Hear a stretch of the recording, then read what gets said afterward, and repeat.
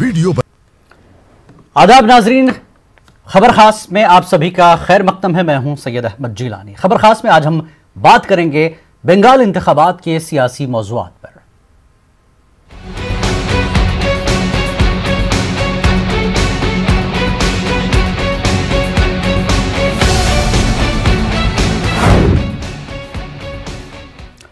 मगरबी बंगाल में सीएए का जिन एक बार फिर बाहर निकला। मरकजी वज़ीर दाखिला अमित शाह ने सीएए को लेकर बड़ा बयान दिया है।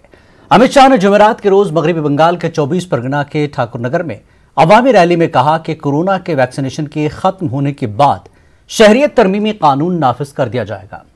अमित शाह ने कहा कि सीएए के निफाज में कोविड-19 की वजह से ताखीर हुई है। इस कानून से मगरबी बंगाल के मुतवा कम्युनिटी समेत सीएए के तहत मुहाजिरीन को हिंदुस्तानी शहरियत देने का अमल शुरू होगा।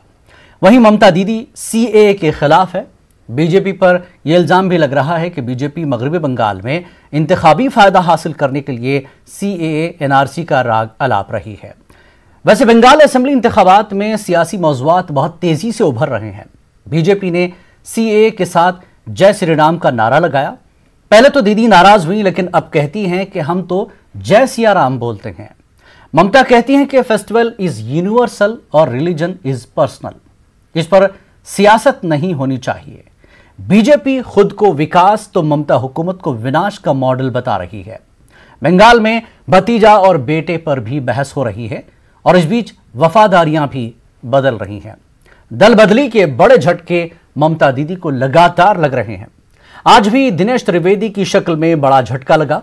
कुल मिलाकर इस बार बंगाल में कास्ट और रिलीजियस पॉलिटिक्स इंतखाबी मुद्दे बन रहे हैं और भी कई ऐसे मुद्दे हैं जो इंतखाबी मैदान जंग में सुनने को मिल रहे हैं। तो बंगाल इंतखाबात के सियासी मौज़ूआत पर बात करेंगे। कुछ खास मेहमान हमारे साथ जुड़ चुके हैं। पहले उनका तारुफ आपसे करा दें। खालिद इबादुल्ला जो कि तर्जुमान हैं तृणमूल कांग्रेस के, और प्रमोद स्वामी तर्जुमान हैं बीजेपी के और कांग्रेस से लीडर हैं सलमान निजामी। लेकिन इससे पहले आइए देखते हैं अमित शाह ने कल क्या कुछ कहा। मैंने हमारे भाई शांतनु ठाकुर से वादा किया था कि मैं जरूर आऊंगा और इस सीएए के लिए जो भ्रांति फैलाते हैं उनको कठोर जवाब अपने मुंह से मैं दूंगा। मैं जरूर आऊंगा। ये मीडिया वाले और तृणमूल कांग्रेस वाले सभी सीएए के बारे में सुनना चाहते हैं। मुझे मालूम है, मैं बताता हूं सीएए के बारे में डंके की चोट पर बताता हूं। मैं आज इस पवित्र भूमि पर वादा कर कर जाता हूं, जैसे ही ये वैक्सीनेशन का काम समाप्त होता है, जैसे ही कोरोना से मुक्ति मिलती है, आप सभी को नागरिकता देने का काम भारतीय जनता पार्टी की सरकार समाप्त। तो ये बयान है, इसके साथ ही सियासत तेज हो गई है। हमारे साथ फिलहाल दो खास मेहमान जुड़ चुके हैं। खालिद इबादुल्ला जो कि तर्जुमान हैं तृणमूल कांग्रेस के, और प्रमोद स्वामी हैं तर्जुमान बीजेपी। आप दोनों का इस्तकबाल है, स्वागत है। खालिद इबादुल्ला, इस बार का इलेक्शन बहुत मुख्तलिफ लग रहा है। जिस तरह से ममता बनर्जी ने लेफ्ट पार्टीज को किनारे लगाया, अब बीजेपी की बारी है। बीजेपी के साथ किस तरह की लड़ाई लड़ने की तैयारी है, लेकिन बीजेपी टीएमसी को किनारे लगाने की कोशिश कर रही है।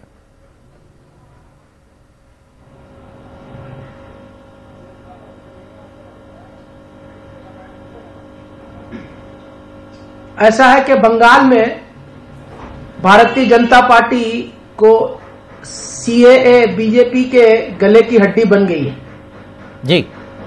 बंगाल में अमित शाह जी आकर कंफ्यूज हो चुके हैं। वो अपनी बातों पे मैं समझता हूं कि खुद उनके कार्यकर्ताओं को, उनके नेताओं को और उनके सांसदों को कंफ्यूज कर रहे हैं जी।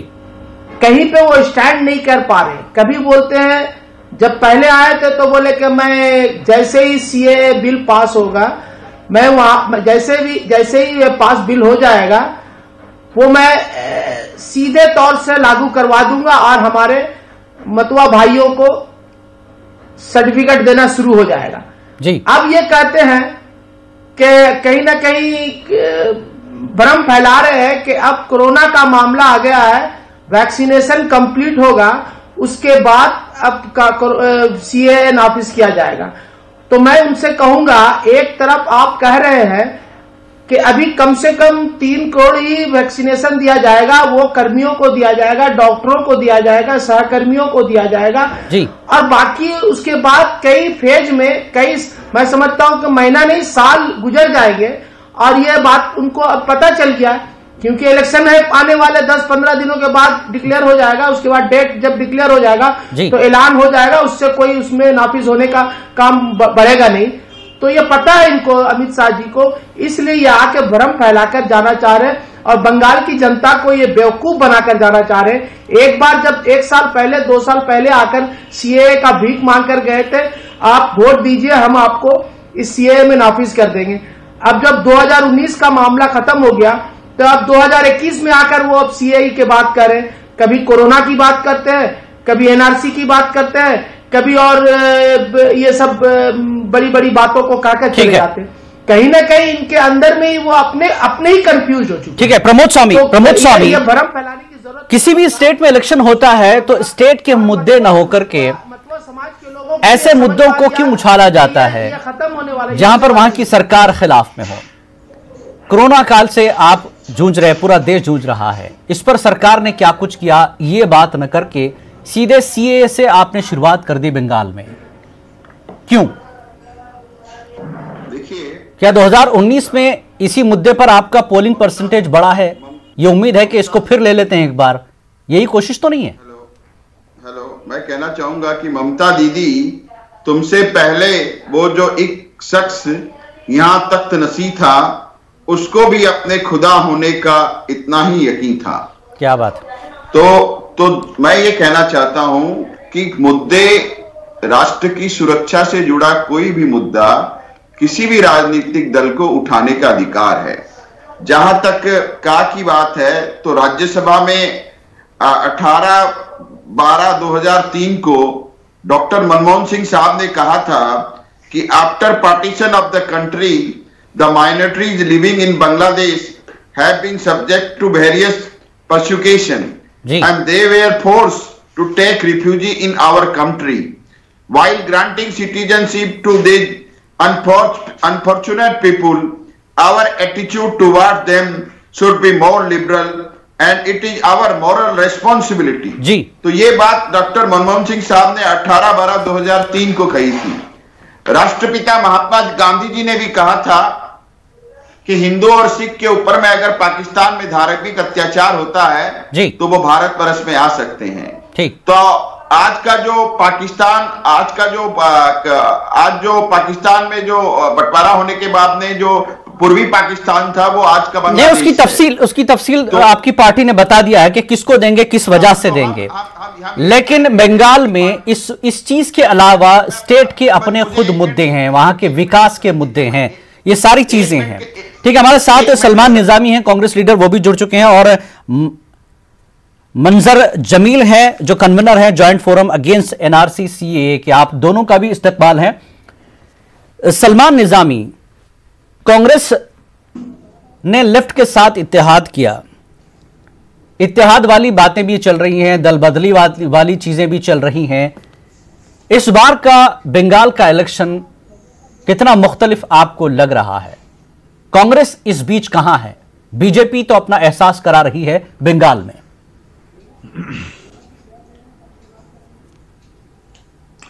देखिए, सबसे बड़ी बात यह है कि पिछले 6 सालों में जो पूरे मुल्क का माहौल है और जो इलेक्शन जिस बुनियाद पे लड़ा गया जी, आप चाहे दिल्ली का इलेक्शन देखिए या 2014 का इलेक्शन देखिए, किस तरीके से दिल्ली में एनआरसी और सीए के नाम पे दंगे हुए, फिर किस तरीके से यही होम मिनिस्टर ये कहते हैं स्टेज पे कि शाहीन बाग पे बटन लगना चाहिए, करंट लगना चाहिए। तो सिर्फ हिंदू और मुसलमानों की राजनीति हुई, और अब इन्होंने ये शुरू कर दिया है कि पहले तो हिंदू और मुसलमानों की राजनीति होती थी, अब तो हिंदू और हिंदुओं की राजनीति है। अब इनको शक है कि हम सही हिंदू हैं और दूसरा जो है जो अपोजिशन में है वो हिंदू नहीं है। और इन्होंने जाति की ये भी की कि भाई इस जात का आदमी जो है बेहतर है, उस जात का बेहतर नहीं है। तो मुझे आप बताइए कि 6 साल में पूरे हिंदुस्तान में चाहे नौकरियों की बात हुई, चाहे विकास की बात हुई, चाहे रोडों की, सड़कों की, बिजली की बात हुई, कहीं भी कोई भी प्राइम मिनिस्टर हो, होम मिनिस्टर हो, कोई भी मुद्दा सामने नहीं आया। कश्मीर में आर्टिकल 370 हटता है, आज भी उनकी हालत देखिए क्या है, लोग परेशान हैं, नौकरियां कहीं नहीं है। अब सीए और एनआरसी की बात है, इन्होंने दिल्ली में कहा, जब इलेक्शन इन्होंने जीतना था उस वक्त कहा कि एनआरसी पूरे देश में लागू होगी। आज बंगाल में एनआरसी का कहीं नाम ही नहीं है, पार्लियामेंट में ये कहते हैं कि एनआरसी अभी हम इंप्लीमेंट नहीं करेंगे, उसकी बात ही नहीं है। अब सीए जो है इन्होंने लाया और इन पे यकीन भी नहीं है। आसाम में ये एक बात कहते हैं, जो एनआरसी आसाम में बनी, जो नाम सामने आया उसमें भाजपा के कई लोग उसमें शामिल थे, इन्होंने वो कैंसिल कर दी। अब बंगाल के लोगों को बेवकूफ बना रहे हैं। तो इतने सालों में इन्होंने कहीं भी, चाहे हिंदुस्तान की किसी भी जगह पे विकास नहीं किया, सिर्फ हिंदू और मुसलमान, हिंदू और मुसलमान। कांग्रेस का मुद्दा क्या है बंगाल में? कांग्रेस के लिए क्या मुद्दे हैं? रोहिंग्यों का इन्होंने शुरू किया। कांग्रेस का मुद्दा साफ है कि भाई जैसे कांग्रेस ने पूरे देश में, चाहे हिंदू हो, मुसलमान हो, सिख हो, ईसाई हो, चाहे दलित हो, ब्राह्मण हो, कोई भी जात का हो, चाहे शिया हो, सुन्नी हो, सबको एक लेके चलना है और विकास करना है। और चाहे हिंदुस्तान का कोई भी इलाका हो, चाहे कोई भी राज्य हो, वहां कांग्रेस जो है, इस वक्त मेन मुद्दा हमारा किसानों का है, उनका कर्ज माफ करना है, ये कानून नहीं आना चाहिए। तो बंगाल के इश्यू हैं, बेरोजगारी का मसला है, नौकरियां देने का मसला है, विकास करना है, उस पर कांग्रेस काम करेगी। चलिए मंजर जमील, आपका जो फोरम है उसके कन्वीनर आप एनआरसी सीए के, लेकिन बीजेपी पूरी ताकत के साथ बंगाल में घुसपैठ के मुद्दे को उठा रही है। कल तो अमित शाह ने खुले तौर पर कह दिया कि वैक्सीनेशन खत्म, सीए लागू हो जाएगा। मंजर जमील। हाँ जी, ऐसा है कि 2003 में मतवा समाज ने सबसे पहले ये जो सीए का कानून हुआ, इस पे उन लोगों ने प्रोटेस्ट किया सबसे पहले जी। इस प्रोटेस्ट को दबा दिया गया है कि बीजेपी इन लोगों को वो कैरेट दिखा रहा है, वो गाजर दिखा रहा है, इनके सामने हिला रहा है कि आपको डायरेक्ट सिटीजनशिप दे देंगे, जो कि बिल्कुल बेबुनियाद बात है। सीए को लागू करने के लिए एक रूल्स बनाने होंगे लॉ को। अब आप देखिए कि ज़रूरी कानून जो 3 पास हुए जी, उसके 1 महीने के अंदर उसमें उन्होंने रूल्स बना दिया जी, और उसको लागू करने के लिए तैयार हो गए। लेकिन सीए का कानून 14 महीना हो गया, सीए पास होने के बाद अभी भी उन्होंने रूल्स नहीं बनाए हैं, और रूल्स के बगैर वो इस कानून को लागू कर ही नहीं सकते हैं। मतवा समाज को उन लोगों ने फरेब देने की कोशिश की है, और बदकिस्मती से उनके चंद ऐसे लीडर जो हैं, शांतनु ठाकुर वगैरह 2-4 लीडर हैं, जिनको उन्होंने इस तरह से बहका करके उन लोग वहां के अवाम को पूरा मिसलीड कर रहे हैं कि आपको डायरेक्ट सिटीजनशिप मिलेगी, जो कि बिल्कुल गलत बात है। इनको सिटीजनशिप मिलने से पहले अपना सिटीजनशिप को सरेंडर करना पड़ेगा, और सिटीजनशिप मिलने की क्या बात है? वो तो मैकेनिज्म किस तरह का होगा, कैसे होगा, वो तो बीजेपी सरकार ही बताएगी। लेकिन इस वक्त इन मुद्दों पर क्या बंगाल के अवाम रागिब हो रहे हैं? आपका वोट बैंक खिसक रहा है, इस तरह की चीजें तृणमूल से पूछी जा रही हैं। तो मेरा सवाल सीधे तौर पर, प्रमोद स्वामी जी, किसानों के मुद्दे को लेकर भी ये बात कही अमित शाह ने कल के मोदी सरकार की तरफ से जो फायदे किसानों को मिलने हैं, ममता बनर्जी उसको रोक रही हैं। 6,000 रुपए की बात उन्होंने की थी। लेकिन एक बड़ा मुद्दा किसानों का दिल्ली में आप देख रहे हैं, बॉर्डर्स पर लगे हुए हैं। इस मुद्दे से बीजेपी सरकार निपटी नहीं, लेकिन बंगाल में आप उसी मुद्दे को उठाते हैं, तो उसी पर ममता पलटवार भी कर रही हैं कि किसानों का क्या हाल है देश में, ये बताएं। देखिए प्रमोद जी, आज पूरे भारत वर्ष में 10 करोड़ किसानों को 55,000 करोड़ रुपए की सहायता जो है मोदी जी ने प्रदान की, लेकिन बंगाल में कृषकों को यह सहायता राशि उपलब्ध नहीं हुई, क्योंकि ये सुविधा बंगाल में ममता दीदी ने किसानों को लेने की इजाजत नहीं दी। दूसरी बात, आज 56% स्कूलों में टॉयलेट नहीं है। तो एक समय में बंगाल में भारत की जो जीडीपी है उसका 1/3 जो है वो बंगाल से आता था, लेकिन आज मात्र 3.5% बंगाल से आ रहा है। आज वहां ये जो आपको 1950 में 70% जो है फार्मा प्रोडक्शन इंडिया का जो था वो बंगाल से होता था, लेकिन आज मात्र 7% हो रहा है। जहां तक आपने दिल्ली वाली किसानों की बात उठाई, दिल्ली में किसानों को गुमराह किया जा रहा है कि एमएसपी खत्म हो जाएगी, मंडियां खत्म हो जाएगी।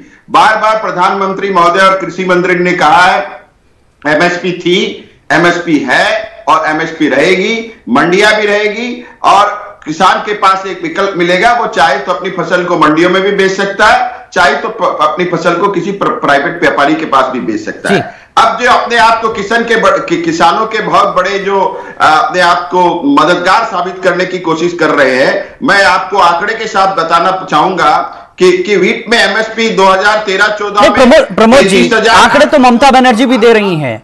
वो कह रही कि बंगाल में हम तकरीबन हर चीज में आगे हैं, हम वहां पर बिजनेस डेवलपमेंट में आगे हैं, ठीक है, रोजगार दे रहे हैं, सारी चीजें। इन्हीं चीजों को लेकर ममता बनर्जी बीजेपी से सवाल करती है कि आपने पूरे देश का हाल क्या कर रखा है रोजगार को लेकर, इंडस्ट्रीज को लेकर। तो वही जवाब दे रहा हूं प्रभु, मेरे को आप बोलने नहीं दे रहे तो कैसे जवाब दूं? जी, वीट पे एमएसपी 2013-14 में 33,874 करोड़ थी, जो आज 2020-21 में हमारी सरकार ने 75,000 करोड़ रुपए कर दिए। ये सब आप कर रहे हैं, फिर भी किसान जो है एहतजाज पर है। 2013-14 में 63,000 करोड़ रुपया थी, जो आज 2020-21 में 1,72,000 करोड़। ये बजट पढ़ने आए क्या? नहीं प्रमोद जी, अरे आप जब प्रमोद जी ये सब आप कर रहे हैं, चलिए आपकी बात सही है, आपकी सरकार कर रही है, लेकिन फिर इतनी बड़ी तादाद में किसान मोदी सरकार के मुखालिफ क्यों हैं? देखिए, किसान मुखालिफ नहीं है, ये कुछ बिचौलिए हैं जो नहीं चाहते, जो माल जो मंडी में बिकता है उसमें कुछ बिचौलिए हैं जिनको कमीशन मिलता है, बड़े बड़े बिचौलिए हैं। इबादुल्लाह, कल अमित शाह ने यह भी कहा था कि ममता बनर्जी विनाश है बंगाल के लिए और हम विकास की बात कर रहे हैं। तो हम तो अपना विकास बताइए। मॉडल देख लिया, कहां बंगाल में विकास? इबादुल्लाह, बंगाल तो विनाश की तरफ जा चुका है। देखिए, इस तरह से राजनीतिक हत्या हो रही है, विकास की बात करने वाले आज दिनेश त्रिवेदी साहब ने इस्तीफा दे दिया। इनको चुप रहने बोलिए, तभी तो बोले। मैं ठीक है प्रमोद जी, इनको अब्दुल्ला से सुन लेते हैं। जी खालिद अब्दुल्ला, इनको देखिए, विकास वाली बात तो बहुत दिनों से सुना और विकास को अब सारे हिंदुस्तान के लोग ढूंढ रहे, कहां गया विकास? इनको चुप रहने बोलिए ना, बहुत आप अपनी बात रखिए। खालिद इबादुल्ला अपनी बात रखिए, इनकी आवाज को थोड़ा। प्रमोद जी पहले सुन लीजिए, फिर आप जवाब दीजिएगा। जी खालिद, देखिए वो क्या है कि वो एक आंकड़ा लेके आए हैं, बजट की तरफ पढ़ रहे, कहीं से लिख के लाए हैं, वो सब अंक और संख्या बता रहे हैं, तो उनको उनकी संख्या में भी गलती है। मुझे ये बता दें, उन्होंने कहा 18-12-2014 18-12 में प्रमोद जी पहले सुन लीजिए, खालिद को सुन लीजिए, फिर आप भी बताइए। सुनिए ना, 18-12-2013 में उन्होंने कहा कि प्राइम मिनिस्टर मनमोहन सिंह ने वो बातें पढ़ी उनकी। 18-12-2013 में तो प्राइम मिनिस्टर मनमोहन सिंह थे ही नहीं। अरे प्राइम मिनिस्टर नहीं थे, 18-12-2003 की बात कर रहा हूं मैं, जब अपोजिशन लीडर थे। 18-12-2003 में आप 2003 की बात कर रहे हैं? हाँ, 18-12-2003 में प्राइम मिनिस्टर नहीं थे वो। कोट किया हुआ है यहाँ पे। 18-12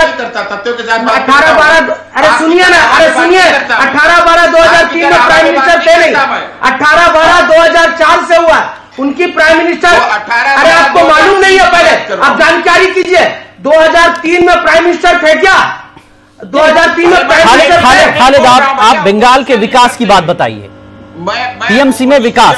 मनमोहन सिंह खालिद, टीएमसी का बंगाल में विकास, वो आंकड़े गलत दे रहे हैं। ठीक है, 2003 में प्राइम मिनिस्टर मनमोहन सिंह नहीं थे। अब इस पर मत कौन कब कहा था बंगाल में विकास टीएमसी का क्या है? नहीं, वो गलत आंकड़ा दे रहे, ये बेवकूफ बनाने का काम सब जगह करते हैं, बेवकूफ बन ये झूठ बोलने का काम सब जगह करते हैं। अरे चुप रहिए, आपको मालूम नहीं है, आपको आंकड़ा मालूम नहीं है, आपको आंकड़ा मालूम नहीं है, आपको आंकड़ा मालूम नहीं है, आपको आंकड़ा मालूम है, चुनौती बाद में दीजिएगा। आपको 2003 में प्राइम मिनिस्टर थे ही नहीं मनमोहन सिंह, तो कहां से आप आंकड़ा दीजिएगा? आपको जानकारी नहीं। हम 2003 में कौन था, 2004 में कौन था? हम बंगाल की बात कर रहे हैं। खालिद इबादुल्लाह, टीएमसी दौरे हुकूमत में बंगाल का विकास क्या है? बंगाल का विकास क्या है खालिद इबादुल्लाह? अच्छा वो बता रहा हूं, बंगाल का विकास ये है कि आप एमएसएमई में जाकर देखें, बंगाल सबसे पहला नंबर में है जी। कृषि उद्योग में देखें तो सेकंड नंबर पे है। आज पूरे बंगाल में कृषि का जो उत्पादन, चावल धान का जो उत्पादन होता है, सबसे सेकंड नंबर में बंगाल आता है। प्रमोद जी प्लीज प्रमोद जी तोता के तरह सुन लीजिए, तोता के तरह चिल्लाने से नहीं होता है, तोता के तरह बात। खालिद अपनी बात रखिए, खालिद अपनी बात रखिए। और जब दिमाग में रहता है तो अपनी बात करते हैं। तो ये 2003 में प्राइम मिनिस्टर मनमोहन सिंह को बना दे रहे, तो ये तोता वाली बात छोड़िए वो आप विकास की बात करिए ना। देखिए ये कुछ किसान लिख लीजिए, राज्यसभा लीडर थे, राज्यसभा लीडर किसान की बातें कर रहे हैं।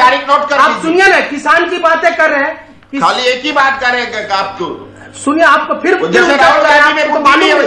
जानकारी नहीं आप मत कीजिए, आप जानकारी लेकर आइए। खालिद आप बंगाल के विकास की बात करिए प्लीज। खालिद आप अपनी बात रखिए, खालिद आप अपनी बात रखिए। मैं कर रहा हूं किसान के मामला में, किसान देखिए बंगाल में खुश है, किसान की आमदनी तिगुनी हो गई है और किसानों का लिस्ट यहां पे मांग रहे हैं, जब भेजा जा रहा है तो पैसा नहीं दे रहे, किसानों के पैसे को रोक रखे। और सबसे बड़ी बात है, किसान के लिए बिल आ रहे, तो आप किसान इसके विरोध क्यों हो रहे? पूरे दुनिया के किसान, पूरे हिंदुस्तान के किसान विरोध हो गए और यहाँ पे दो एक आदमी के साथ में घर में आके बंगाल में किसान खुश है। इंडस्ट्रीज का क्या हाल है? तो ये क्या सही हो रहा है? खालिद इबादुल्लाह, इंडस्ट्रीज का क्या हाल है? पूरा हिंदुस्तान में इंडस्ट्री आज भी मैं कर रहा, एमएसएमई जो एमएसएमई हिंदुस्तान में सबसे नंबर 1 अगर देखा जा रहा है, उनके ही आंकड़े से भारत में 1 नंबर पे है। कृषि उत्पादन में भारत में 1 नंबर 2 नंबर पे है। आप और किस हर वो उत्पादन, आप 100 दिन का काम आपकी ही सरकार का करता है, उस पे 1 नंबर पे। तो कहां पे यहाँ पे कमी नजर आ रही है? आप करीब 50,000 करोड़ रुपया आप बंगाल गवर्नमेंट का पैसा रोक के रखे, आप यहाँ पे दे नहीं रहे। आप उत्पादन को रोक रखे, आप पेट्रोल की कीमत को बढ़ा रहे। यहाँ कहां पे कमी हो रही है आपकी? आपकी इतनी सारी चीजों को, आप पेट्रोल की कीमत बढ़ाया, आपने सब्जियों की कीमत बढ़ाया, आपने डॉलर के बारे में बताया था कि हम बहुत कम कर देंगे। सारे चीजों को उठाकर देखे तो कहीं ना कहीं मोदी जी विकास के नाम से पूरा दुनिया में विकास को ढूंढ रहा है। विकास कहां चला गया? और ये लोग अपनी भाषा में तोता की तरह जिस तरह से 2000 सलमान निजामी मनमोहन सिंह को, ममता का ये तीसरा टर्म होगा, अगर आएगी तो 2 बार हो गया। आपको क्या इस वक्त एंटी इनकम्बेंसी कुछ लगती है और कांग्रेस इसमें अपने आप को कहां देखती है? लेफ्ट को पूरी तरह से उन्होंने किनारे लगा दिया है। जिस तरह के सियासी मुद्दे अब आ रहे हैं, वहां पर अभी भी लड़ाई हो रही कि बेटा और भतीजे पर भी बहस हो रही है और कहीं ना कहीं कांग्रेस को भी इसी चक्कर में लाएगी बीजेपी अब बंगाल में। सलमान निजामी, परिवारवाद देखिए कौन बात कर रहा है? ये भतीजा परिवार कौन बात कर रहा है? अमित शाह जो है देश के गृह मंत्री हैं और अपने बेटे को वो बीसीसीआई का सेक्रेटरी बनाते हैं। परिवार किसने किस मुंह से वो बोल रहे हैं ममता जी को या किसी कांग्रेस के व्यक्ति को कि परिवार की राजनीति? जी, उसमें क्या क्वालिफिकेशन था जय शाह का कि वो बीसीसीआई का सेक्रेटरी बने? दूसरी बात तो है इन्होंने झूठ कर बोला कि हम 18,000 करोड़ जो है अपने बेटा कहाँ गया? देखिए मैंने किसी के बीच में नहीं बोला मैंने किसी के बीच में नहीं सुनिए मेरी बात। उसके बाद आपको मिर्ची लग गई, 2 मिनट में मिर्ची लग गई। आप सुनिए, उन्होंने 18,000 करोड़ बोला कि हम लोगों के अकाउंट के खाते में डालेंगे 18,000 करोड़। पहले तो इन्होंने कुछ साल पहले बोला था कि 15 लाख जो है लोगों के खातों में आएगा, अब आ गए 18,000 पे। ये बेवकूफ बना रहे जनता को। इसलिए हमने कांग्रेस का जो मैनिफेस्टो है वो ये है कि हम विकास करेंगे और ये नफरत की लड़ाई को खत्म करेंगे। ठीक है, मंजर और मुसलमान के बीच एनआरसी को लेकर एक बार फिर वहां पर सियासत हो रही है। ऐसे में कैसे लिया जा रहा है? आप इसके खिलाफ हैं, इसके खिलाफ जो है आपने काफी वहां पर काम किया है, तो लोग इस इलेक्शन में क्या इसको वाकई लेंगे जज्बाती तौर पर?